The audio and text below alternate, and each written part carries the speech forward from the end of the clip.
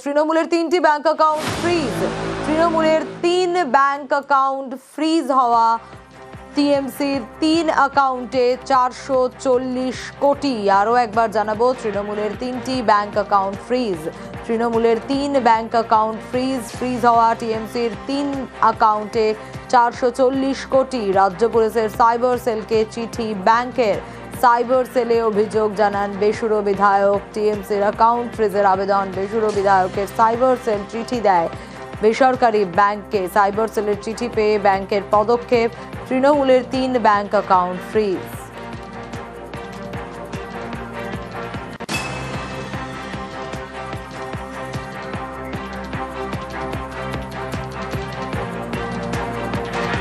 আর এ বিষয়ে আরো ডিটেইলস জানতে পারবো, আবির রয়েছে আমার সঙ্গে। আবির, কোষাধ্যক্ষ হিসাবে অরূপ বিশ্বাস একটা দুপাতা চিঠি লিখেছিলেন একটি বেসরকারি ব্যাংকের সেন্ট্রাল প্লাজা ব্রাঞ্চে। তারপর আর তৃণমূল কংগ্রেসের আজ বলবো থেকেও বলা ভালো, গতকাল গভীর রাতে তৃণমূল কংগ্রেসের 10 জনের মতো বিধায়ক, যারা বিদ্রোহী বিধায়ক হিসেবে পরিচিত, তারা সাইবার ক্রাইম থানায় চিঠি দিয়ে তৃণমূলের অ্যাকাউন্ট সিল করার দাবি জানান এবং তাদের দাবি অ্যাকাউন্টগুলোতে অনেক গোলমাল আছে, তাই এই অ্যাকাউন্ট আপাতত বন্ধ রাখা হোক এবং এই অভিযোগের ভিত্তিতে তদন্ত শুরু করে সাইবার ক্রাইম শাখা। এরপর বিধাননগর পুলিশ কমিশনারেটে সাইবার ক্রাইম পুলিশ স্টেশনের তরফ থেকে আজকে ব্যাংকে জানানো হয় যে 3টি অ্যাকাউন্ট যেগুলোর কথা তারা পেয়েছেন, এই যাবতীয় ঘটনাবলীর ভিত্তিতে তৃণমূল কংগ্রেসের 3টে অ্যাকাউন্টকে যেন ডেবিট ফ্রিজ করে দেওয়া হয়। যেটা আজকে বিদ্রোহী বিধায়করা অভিযোগের ক্ষেত্রে বলেছে যে অ্যাকাউন্টগুলোর থেকে অনেক অর্থ দুর্নীতির কাজে থেকে হয়তো এসছে, কাটমানি থেকে এসছে, ডাকাতি থেকে এসছে। ফলে এই অর্থের উৎস খুঁজে বার করা প্রয়োজন এবং তারা মনে করছেন এখানে স্বচ্ছভাবে এই অর্থ থাকেনি। ফলে তারই ভিত্তিতে তদন্ত শুরু হয় এবং তার জেরেই হচ্ছে আপাতত এই 3টি ব্যাংকে ডেবিট ফ্রিজ করা হয়েছে। ওকে, তৃণমূলের 3টি ব্যাংক অ্যাকাউন্ট ফ্রিজ। আরও একবার জানাই, তৃণমূলের 3 ব্যাংক অ্যাকাউন্ট ফ্রিজ। আর এই যে ফ্রিজ হওয়া টিএমসির 3 অ্যাকাউন্ট, সেটাতে কত ছিল? 440 কোটি। রাজ্য পুলিশের সাইবার সেলকে চিঠি ব্যাংকের। সাইবার সেলে অভিযোগ জানান বেসুরো বিধায়ক। টিএমসির অ্যাকাউন্ট ফ্রিজের আবেদন বেসুরো বিধায়কের। সাইবার সেলে চিঠি দেয় বেসরকারি ব্যাংককে। সাইবার সেলের চিঠি পেয়ে ব্যাংকের এই পদক্ষেপ, তৃণমূলের 3 ব্যাংক অ্যাকাউন্ট ফ্রিজ করা হলো। এবং অরূপ বিশ্বাস, তিনি ট্রেজারার ছিলেন, তিনি এই বিষয়টি সবার নলেজে আনেন ব্যাংকে চিঠি দিয়ে। এবং এটা যখন আমাদেরও গোচরে আসে, এটা বোঝা যায় যে এই ব্যাংক অ্যাকাউন্টগুলিতে কিছু ট্রানজাকশন হয়ে যেতে পারে এবং এখন যেই পরিস্থিতি, সেইখানে ট্রানজাকশন হওয়া উচিত নয়। সেই মর্মেই কিছু বিধায়করা তারা একটি কমপ্লেন করেন পুলিশের কাছে যে এইখানে যেই টাকা পয়সা রয়েছে তার বৈধতা এবং সেই টাকা পয়সা যেন এই মুহূর্তে কেউ কোনো ট্রানজাকশন না করতে পারে, সেই আবেদন জানিয়ে এই যে প্রিন্সিপাল অপোজিশন ব্লক, যেটা স্বীকৃত প্রিন্সিপাল অপোজিশন ব্লক, তার বিধায়করাই চিঠিটি দেন। চিঠি দেওয়ার পরে পুলিশ তার যথাযথ ব্যবস্থা নিয়েছেন। এখন এই পরিস্থিতিতে ওইখানে আবার কে কার নিজের উদ্দেশ্যে ট্রানজাকশন করে নেবে, সেইটাও তো খুব প্রশ্নের মুখে, যে সেখানে টাকা পয়সা যেগুলো ঢুকেছে তার সোর্স কি, সোর্স গুলো ঠিক আছে কিনা, এগুলো সবকিছু খতিয়ে দেখুক। আমরা চাই এর পূর্ণাঙ্গ তদন্ত হোক। হতে পারে এই টাকার সোর্স সঠিক নয়, প্রপার নয়, হতে পারে এর মধ্যে অবৈধ টাকা ঢুকেছে। তদন্তের বিষয়, তদন্তটা পূর্ণাঙ্গ তদন্ত সঠিকভাবে হোক, এটাই আমরা চাইছি। এই বিষয়ে এই মুহূর্তে দলের কিছু বলার নেই, কিন্তু আমার শুধু কৌতূহল আছে। গত 1 মাস আগের বিধানসভা নির্বাচনে যখন তারা প্রার্থী ছিলেন, ঋতব্রত বন্দ্যোপাধ্যায় এবং যারা এই বিষয়ে চিঠি দিয়েছেন, তাদের কাছে দলের তরফে কোনো অ্যাকাউন্ট থেকে টাকা নির্বাচনে সাহায্য বাবদ গেছিল কিনা? যাদের মনে হয় দলে দুর্নীতির টাকা আছে, তারা নিজেদের নির্বাচনে তৃণমূল কংগ্রেসের সেই অ্যাকাউন্ট থেকে আসা টাকা ব্যবহার করলেন কেন? যদি তারা সেই অ্যাকাউন্টের টাকা তাদের নির্বাচনে ব্যবহার করে থাকেন এবং সেই টাকা যদি দুর্নীতির টাকা হয়, তাহলে সেই অভিযোগে তাদের বিধায়ক পদ বাতিল হবে না কেন? নির্বাচনী বিধিতেই রয়েছে কোনো আপত্তিকর বা অবৈধ টাকা কোনো নির্বাচনে ব্যবহার হতে পারে না। সেটা যদি তারা তাদের নির্বাচনে কাজে লাগিয়ে থাকেন, অবিলম্বে সেই টাকাটা আগে ফেরত দিন অ্যাকাউন্টে, তারপর নীতিগতভাবে অভিযোগ করুন। অন্যথায় প্রমাণ হয়ে যাবে রাজনৈতিক উদ্দেশ্য সাধনে তৃণমূলের টিকিটে জিতে তৃণমূলের পিঠে ছুরি মারার জন্য তারা এইসব কাণ্ড করছেন। 21শে জুলাইয়ের সভা নিয়ে বিপাকে তৃণমূল। মমতা অভিষেককে নোটিশ দেওয়ার নির্দেশ বিচারপতি অরিজিৎ বন্দ্যোপাধ্যায় ডিভিশন বেঞ্চের। হাইকোর্টের নির্দেশ, অবমাননার অভিযোগ, গুরুত্বপূর্ণ রাস্তা বন্ধ করে সভা করা যাবে না। আর 2018 সালে এই নির্দেশ দিয়েছিল কলকাতা হাইকোর্ট। তৃণমূল সহ 38 রাজনৈতিক দলকে নির্দেশ দেয় হাইকোর্ট। আদালতের নির্দেশ না মেনে 2025 অবধি তৃণমূলের সভা। আদালত অবমাননার অভিযোগ জনস্বার্থ মামলাকারী। জনস্বার্থ মামলায় নোটিশ নির্দেশ হাইকোর্টের। এই 21শে জুলাই যে তাহলে কি হাতছাড়া হতে চলেছে তৃণমূল কংগ্রেসের কাছ থেকে? কারণ এই 21শে জুলাই ছিল বার্ষিক সভা এবং এই বার্ষিক সভার জন্য বিভিন্ন জায়গা থেকে লোকজন আসতো এবং শুধু তাই নয়, গোটা কলকাতা এবং বলা যেতে পারে গোটা পশ্চিমবঙ্গের বিভিন্ন জায়গাও অবরুদ্ধ হয়ে পড়তো। কারণ 3-4 দিন থেকে লোক বিভিন্ন জায়গা থেকে এখানে এসে পৌঁছতো, তাদের আনা হতো। সবচেয়ে বড় যেটা প্রশ্ন সেটা হচ্ছে গত 15 বছর এবং তার আগে থেকে এই জায়গাটা যেন তৃণমূল কংগ্রেসের মৌরসি পাট্টা ছিল। অন্য কোনো রাজনৈতিক দল এই জায়গায় দাঁড়িয়ে কোনো সভাই করতে পারতো না এবং এমন একটা প্রভাব খাটানো হতো যে এই জায়গায় শুধুমাত্র তৃণমূল কংগ্রেসই যেন এই জায়গায় সভা করতে পারে। সুতরাং সেখান থেকে দাঁড়িয়ে, যেটা তাদের সিগনেচার র্যালি বলা যেতে পারে, সেই জায়গা থেকে দাঁড়িয়ে এটা বড় ধাক্কা। কারণ একমাত্র তৃণমূল কংগ্রেসই করবে, অন্য কোনো পার্টি করতে পারবে না। অন্য কোনো পার্টি কোনোদিন কোনোভাবে এই জায়গায় কোনো রকম অনুমতিই পেত না। সেই জায়গা থেকে দাঁড়িয়ে অবশ্যই এটা খুব বড় ধাক্কা যদি এই 21শে জুলাইও হাতছাড়া হয়ে যায় তৃণমূল কংগ্রেসের হাত থেকে। কারণ এই কংগ্রেসের সময় থেকে 1993 সাল থেকে এটা শুরু হয়, 93-এর পর থেকে 94 থেকে এটা শুরু হয়, তারপরে কংগ্রেস থেকে তৃণমূল কংগ্রেস হয়। এবং যদি 2025-এ আমরা দেখি, 2025-এ কিন্তু কোর্টের তরফ থেকে খুব শক্ত নির্দেশ দেওয়া হয়েছিল যে সকাল 9টা থেকে 11টা কোথাও কোনো মিছিল করা যাবে না। এবং এটাও বলা হয়েছিল তখন হাইকোর্টের তরফ থেকে যে পরের বার অন্য কোথাও যাতে তারা করতে পারে সেইটা নিয়ে তাদের ভাবনা চিন্তা করা উচিত। এখান থেকে দাঁড়িয়ে এটা অবশ্যই খুব বড় ধাক্কা।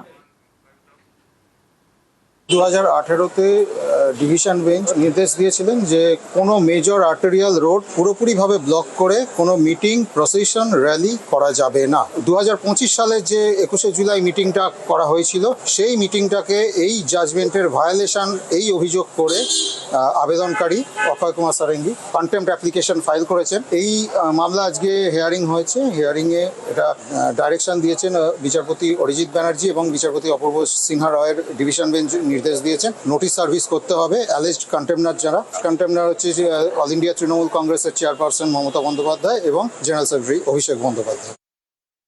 মূল গুরুত্বপূর্ণ রাস্তা পুরো বন্ধ করা যাবে না, অথচ 2025 সালের 21শে জুলাই ধর্মতলা তৃণমূল কংগ্রেসের শহীদ দিবস, পুরো রাস্তা বন্ধ করে হয়েছে সভা। তাই এবার আদালত অবমাননার অভিযোগে অভিযুক্ত তৃণমূল কংগ্রেস শুক্রবার কলকাতা হাইকোর্টের তরফে তৃণমূল কংগ্রেসের চেয়ারপারসন মমতা বন্দ্যোপাধ্যায় এবং সাধারণ সম্পাদক অভিষেক বন্দ্যোপাধ্যায়কে নোটিশ ধরানোর নির্দেশ দিয়েছে হাইকোর্ট। 3 জুলাই এই মামলার পরবর্তী শুনানি। ক্যামেরায় সৌমেন দাসের সঙ্গে অরুণ হাজরা, নিউজ 18 বাংলা, কলকাতা। বেসুরোদের সাংসদ পদ খারিজের দাবি অভিষেকের। বেসুরো বিপাকে স্পিকারের সাক্ষাৎ অভিষেকের। লোকসভায় ভেঙে চুরমার মমতা বন্দ্যোপাধ্যায় তৃণমূল ছেড়ে নতুন দলে 20 বেসুরো সাংসদ। স্পিকারের কাছে 20 সাংসদের পদ খারিজের দাবি।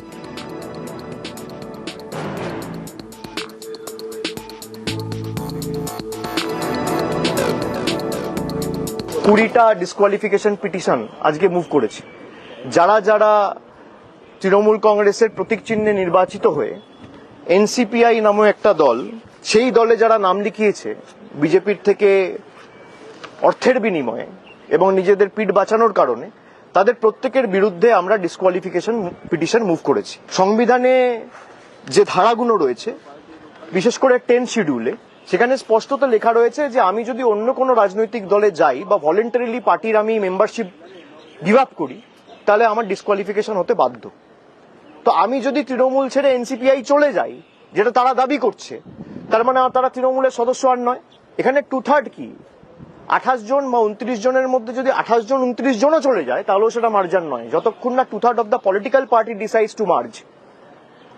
দুটোই সংবিধানে লেখা রয়েছে। এবার কে সংবিধানের পক্ষে আর কে সংবিধানের বিরুদ্ধে সেটা মাননীয় অধ্যক্ষ প্রমাণ করবে। 20 বিক্ষুব্ধ সাংসদ যে মার্জারের কথা বলছে সেই মার্জার আইনত বৈধ নয়। সংবিধানের 10ম তফসিল অনুযায়ী এই মার্জারের কোনো বৈধতাই নেই। স্পিকারের সামনে উপস্থিত হয়ে এই সওয়ালই করলেন অভিষেক বন্দ্যোপাধ্যায়। তার সঙ্গে ছিলেন দলের লোকসভার আরও 3 সাংসদ, কল্যাণ বন্দ্যোপাধ্যায়, সৌগত রায়, মহুয়া মৈত্ররা। তাদের উপস্থিতিতে স্পিকারের সঙ্গে প্রায় 1 ঘন্টা বৈঠকে অভিষেক বন্দ্যোপাধ্যায় তিনি দাবি করলেন যে এভাবে 20 জন সাংসদ কেন, যদি দলের 28 জন সাংসদও চলে যান তাহলেও সেই মার্জার বৈধ হবে না যতক্ষণ না পর্যন্ত রাজনৈতিক দলের বিভিন্ন যে কমিটি রয়েছে তার 2/3 যাচ্ছে। এর পাশাপাশি এই 20 বিক্ষুব্ধ সাংসদকে ডিসকোয়ালিফাই করা হোক, সেই আবেদন অভিষেক বন্দ্যোপাধ্যায় পৃথকভাবে জমা দিলেন। তার কড়া অভিযোগ, তার তীব্র অভিযোগ যে কাউকে ভয় দেখিয়ে, কাউকে টাকার বিনিময়ে কোটি কোটি টাকা দিয়ে কিনে ফেলা হয়েছে। তিনি চ্যালেঞ্জ করলেন যে এই বিষয়ে তিনি যে অভিযোগ তুলছেন সেটা তিনি প্রমাণ করে দিতে পারবেন। একই সঙ্গে এই সাংসদদের উদ্দেশ্যে তিনি বার্তা দিলেন যে যেহেতু তারা তৃণমূল কংগ্রেসের সঙ্গে কাজ করতে চাইছেন না, তাহলে তৃণমূল কংগ্রেস থেকে পদত্যাগ করুন, সাংসদ পদ ছেড়ে দিন এবং লড়াই করে দেখান। দীর্ঘক্ষণের এই বৈঠকের পর স্পিকারের কি সিদ্ধান্ত হয় এখন সেটাই দেখার। ক্যামেরা পার্সন আপু পাঠকের সঙ্গে মৈত্রী ভট্টাচার্য, নিউজ 18 বাংলা, নয়াদিল্লি। ঋতব্রত বন্দ্যোপাধ্যায়ের নিশানায় অভিষেক। চার্টার্ড বিমানে যাতায়াত নিয়ে প্রশ্ন। দলের এই অবস্থায় চার্টার্ড বিমানে যাতায়াত সমর্থন নয় বলে মন্তব্য কুণালের। জবাব দিয়েছেন অভিষেকও। ওনার বাহন হচ্ছে আর কি চার্টার্ড ফ্লাইট। খেয়াল করছে না যে কবে উনি শেষ নর্মাল ফ্লাইটে চড়েছেন। 1.5 কোটি টাকা অ্যাভারেজে সব মিলিয়ে পার ডে লাগে।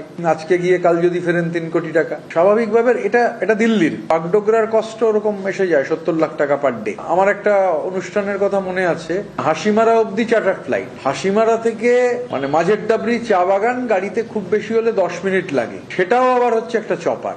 উনি মনে করেন হয়তো ওনার স্ট্যাটাস সিম্বলের জন্য জরুরি, কিন্তু একজন এমপি যে পরিমাণে টিকিট পান বিজনেস ক্লাসের, টিকিট শেষ করা যায় না। তো গোটা বিজনেস ক্লাসটা ভাড়া করে নিলেও অনেক কম পয়সায় হয়ে যায়, কিন্তু এই যে পার্টির টাকা, এটা তো ওনার ব্যক্তিগত টাকা নয়। এবং যা হিসেবপত্র পাওয়া যায় এই চার্টার্ড ফ্লাইটের পেছনে কত টাকা পার্টির ফান্ড থেকে নেওয়া হচ্ছে সবাই জানে।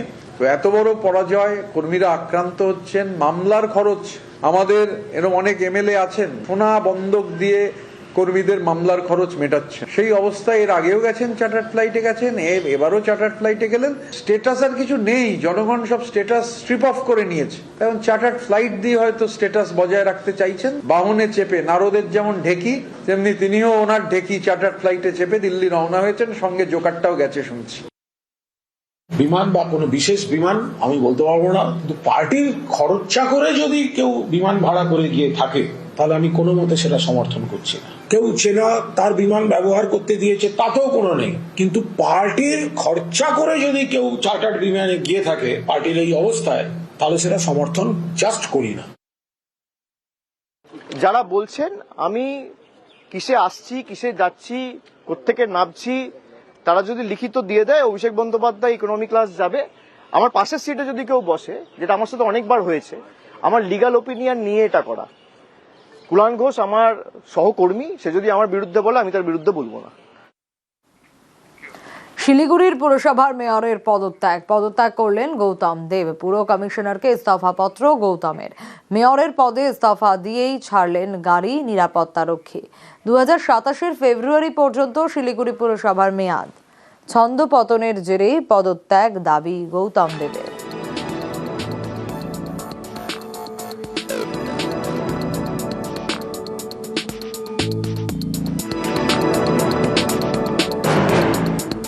কেন এই সিদ্ধান্ত?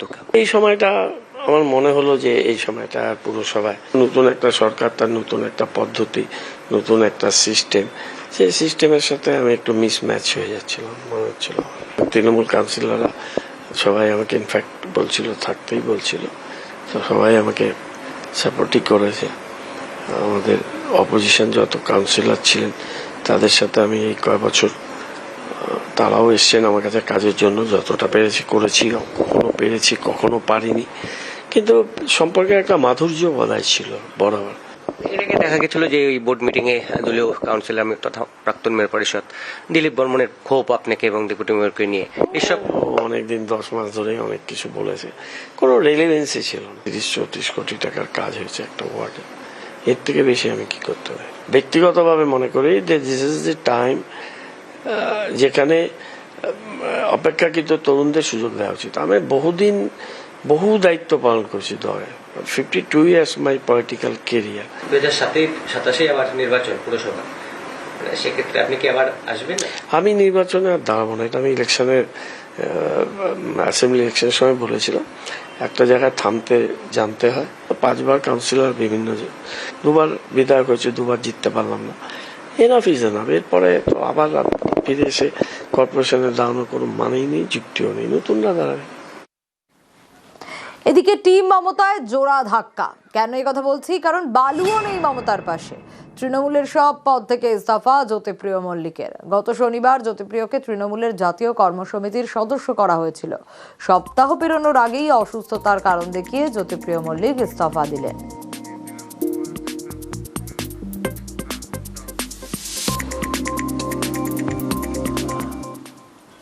আমাকে সিদ্ধান্ত একটাই কারণে নিতে হলো যে আমার শরীর খুব খারাপ।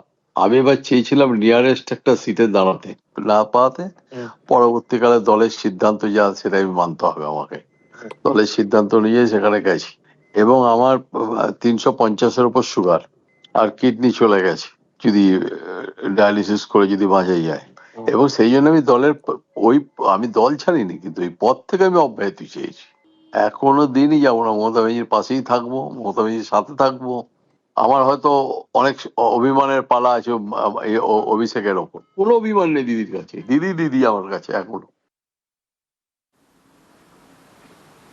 একটা সময় তৃণমূল দলে পদ পেতেন না বলে রেগে যেতেন নেতারা। এবার পদ পেয়েও পদত্যাগ। তৃণমূলে দুদিনে 4 জনের পদত্যাগ। রবীন্দ্রনাথ, প্রদীপ, জ্যোতিপ্রিয়, নরেন্দ্রনাথ। জেলা সভাপতির পদ ছাড়লেন নরেন্দ্রনাথ চক্রবর্তী। কদিন আগেই পশ্চিম বর্ধমান জেলা সভাপতির দায়িত্ব পেয়েছিলেন।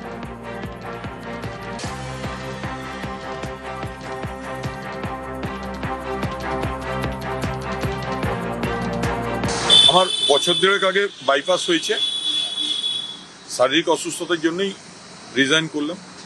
আর আমরা সবাই একটা জায়গায় একজোট হচ্ছি, দেখা যাক কি করা যায়।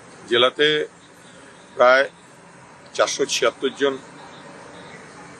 গ্রেপ্তারি পরোয়ানা হয়েছে, কেউ পাশে নেই। কর্মীদের কাছে কি জবাব দেবো? ঋতুদার সঙ্গে দীর্ঘদিনের বন্ধুত্ব ডেকেছিল। আপনি কি আগামী দিনে ঋতুব্রত বন্দ্যোপাধ্যায়ের সঙ্গে একসঙ্গে রাজনীতি করবেন? 100বার একসঙ্গে আছি তো। মমতা বন্দ্যোপাধ্যায়ের তৃণমূলে থাকবেন? কালীঘাট তৃণমূলে থাকবেন? তৃণমূলেই তো আছি। নরেন্দা, আমি যখন আইএনটিটিউসির রাজ্যের সভাপতি হিসেবে কাজ করেছি, নরেন্দা রাজ্যের সাধারণ সম্পাদক ছিল। সুতরাং আমি নাম, এবং আমরা এই যে ডেভিডদার নেতৃত্বে চাল ভাজা ফুলুরি এগুলো খাওয়া হলো। আমাদের হচ্ছে ইন্ডিভিজুয়াল কাল্টের বিরুদ্ধে লড়াই। এখানে নরেন চক্রবর্তী, ঋতব্রত ব্যানার্জি, ডেভিড সরকার, অভিজিৎ ঘটক কেউই কখনো চার্টার্ড ফ্লাইটেই চড়েনি। তো আমাদের হচ্ছে চার্টার্ড ফ্লাইট বিরোধী যে লড়াই, সেই কালেকটিভ লড়াইয়ে আমরা আছি, আমরা থাকব এবং আমরা সবাই মিলিতভাবেই গোটা লড়াইটাকে এগিয়ে নিয়ে যাব।